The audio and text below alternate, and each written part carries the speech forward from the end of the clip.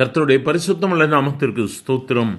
இன்றைய நாளின் கர்த்தருடைய வார்த்தையாக லூக்கா எழுதின சுவிசேஷம் 22ஆம் அதிகாரம் 42வது வசனம். பிதாவே, உமக்கு சித்தமானால் இந்த பாத்திரம் என்னை விட்டு நீங்கும்படி செய்யும். ஆயினும் என்னுடைய சித்தத்தின்படி அல்ல, உம்முடைய சித்தத்தின்படியே ஆக கடவது என்று ஜெபம் பண்ணினார். எனக்கருமையானவர்கள், இந்த இடத்தில் இயேசு கிறிஸ்துவனுடைய ஜெபத்தை குறித்து வேதம் சொல்லுகிறது.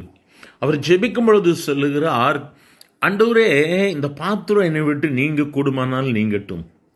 இந்த துயரமான சம்பவம் என்னை விட்டு நீங்குவது உம்முடைய சித்தமானால் அது நீங்கட்டும்.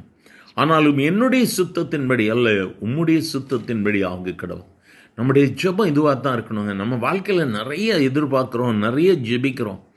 ஆனால் நம்ம ஜெபிக்கும் போது, ஆண்டவரே, உம்முடைய சித்தம் என்னுடைய வாழ்க்கையிலே நிறைவேறட்டும் ஆண்டவரே என்று ஜெபிக்க பழக வேண்டும் என்பதற்காகத்தான் இயேசு இந்த ஜெபத்தை நமக்காக சொல்லித் தருகிறார்.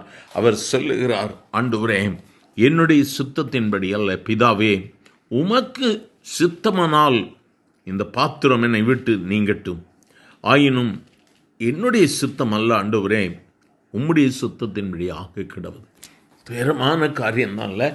ஆனாலும் ஆண்டவர் சொல்கிறார், ஏசப்பா சொல்கிறாங்க, பிதாவே, உம்முடைய சுத்தமாக கிடவது. நம்முடைய வாழ்க்கையில் நம்ம எப்படி ஜெபம் பண்ணுறோம், எதற்காக ஜெபம் பண்ணுகிறோம்?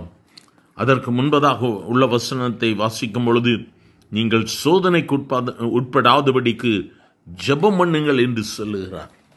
எனக்கு நம்முடைய வாழ்க்கையில் சோதனைகள் வரும், அதில் உள்ள நம்ம சிக்கிக்கொள்ளாதபடிக்கு நம்ம ஜெபம் பண்ண வேண்டியது ரொம்ப அவசியம்.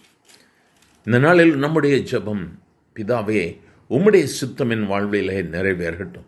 உம்முடைய சித்தத்தின்படி என்னுடைய வாழ்க்கையிலே நீங்கள் நடத்துங்கப்பா. ஒருவேளை பிள்ளைகளுடைய எதிர்காலத்தை குறித்து நீங்கள் நிறைய சிந்திச்சிட்ருக்கலாம், வேலை ஸ்தலத்தை குறித்து சிந்திக்கலாம். பெரிய போராட்டமாகவே இருக்கேன், நான் இன்னும் இந்த போராட்டத்தின் ஊடாகத்தான் போகணுமா, நீங்கள் சிந்தித்து கொண்டே இருக்கலாம். ஆனால் கர்த்தர் இன்றைய நாளிலும் பிதாவின் சித்தத்திற்கு உங்களை ஒப்புக்கொடுங்கள். அவருடைய சித்தத்தை கண்டிப்பாக அவர் தெரியப்படுத்துவார். அவருடைய வார்த்தை ஒரு நாள் பொய் சொல்லாது. ஆண்டவர் சொன்னது தான். ஒருவேளை கவலையோடு கூட இருப்பீங்கன்னா, இன்றைக்கி நம்ம இதை ஜெபம் பண்ணுவோம். ஆண்டவரே, உம்முடைய சித்தத்தின்படி எங்கள் வாழ்க்கையில் நடக்கட்டும் ஆண்டவரே கேட்டு பார்க்க போகிறோம். கர்த்தர் நிச்சயமாக பதிலை கொடுப்பார்.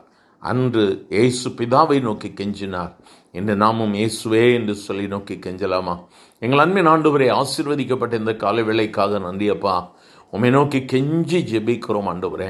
அநேக தேவைகள் நம்முடைய பிள்ளைகளோடு கூட இணைந்து ஜெபிக்கிறேன். பிள்ளைகளுக்காக, அவர்களுடைய படிப்பிற்காக, ஆண்டவரே, வேலைகளுக்காக, பொருளாதாரத்திற்காக, ஆண்டவரே, பிஸ்னஸ், இன்னும் அவர்கள் செய்யக்கூடிய அநேக காரியங்களுக்காக இந்த ஜெபத்தில் இணைந்து ஜெபித்து கொண்டு இருப்பார்கள்.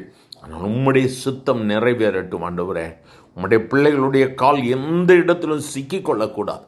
உம்முடைய பிள்ளைகள் எந்த இடத்தில் மற்றவர்களுக்கு முன்பதாக தலை குனிந்து விடக்கூடாது. உம்முடைய சித்தத்தை நிறைவேற்றும். ஆசீர்வதியும். இயேசுவின் நாமத்தில் பிதாவே, ஆமேன், ஆமேன்.